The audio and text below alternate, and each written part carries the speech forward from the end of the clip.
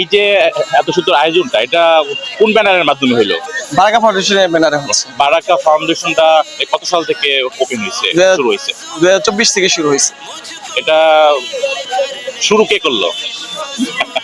আসলে এই জিনিসটা আমরা গোপন রাখছিলাম, আজকে বলতে যদি প্রশ্ন আসছে, প্রশ্ন বলতেছি।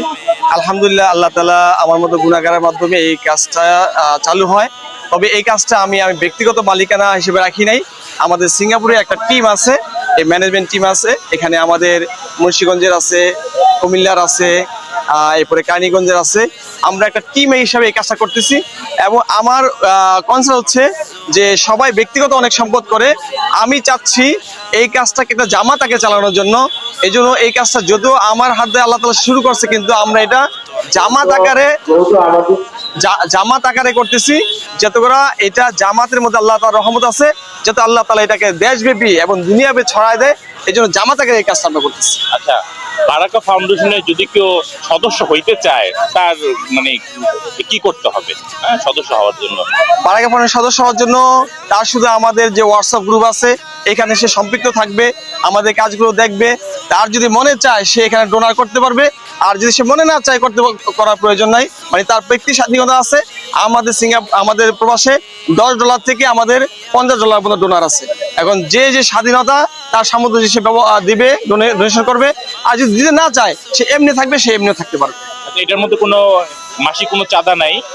নির্দিষ্ট কোনো চাঁদা আছে মাসিক? হ্যাঁ, মাসিক আমাদের এই ডোনারের মধ্যে $10, $20, $30, কেউ $50 পর্যন্ত এইখানে প্রতি মাসে ডোনেশন করে। নির্দিষ্ট কোনো চাঁদা নেই, যে যতটুকু দেয় মিনিমাম এই সিঙ্গাপুর থেকে 10 থেকে শুরু করে বিভিন্ন এগুলো দেয়। জি। এখানে কি নারী সদস্য হওয়ার সুযোগ আছে, না শুধু পুরুষরাই কাজ করতেছে এখন পর্যন্ত? এখানে পুরুষরাই কাজ করতেছে এখন পর্যন্ত পুরুষরাই। কে টঙ্গীবের উপজেলাতে শিশু পার্কে মানে রমজান উপলক্ষে এই প্রথম এটা শেষ হলো, কার্যক্রম শেষ হলো, তাই তো? জি, রানিং।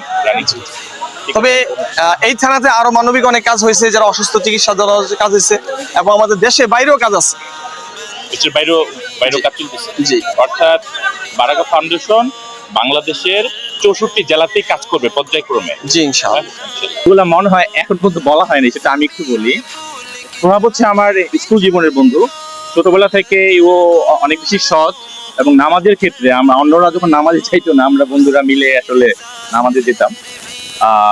ওর মধ্যে স্বচ্ছতা অনেক বেশি, এবং এই বারাকা ফাউন্ডেশনের চেয়ারম্যান হিসেবে ওর হাতে এই বারাকা ফাউন্ডেশনটা সম্পূর্ণ ভবিষ্যৎটা আমি মনে করি অনেক বেশি উজ্জ্বল।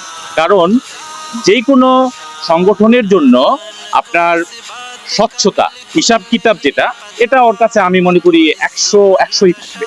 এবং একটা সংগঠনের স্বচ্ছতা যদি 100% থাকে, সেই সংগঠনের ফিউচার অবশ্যই অনেক ভালো।